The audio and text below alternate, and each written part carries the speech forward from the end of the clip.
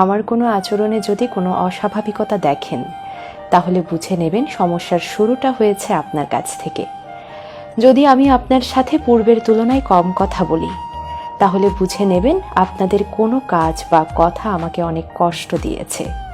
যদি আমার মায়াটান আপনাদের উপর থেকে কমে যায়, তাহলে বুঝে নেবেন আপনাদের স্বার্থপরতা আমাকে বহুবার ক্ষত করেছে।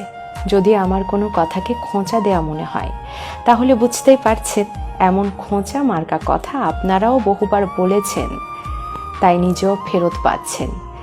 আমি যদি আগের মতো আপনাদের সাথে মিশতে না পারি, তাহলে বুঝে নেবেন আপনাদের দেয়া কোনো আঘাত আমি আজও ভুলতে পারিনি।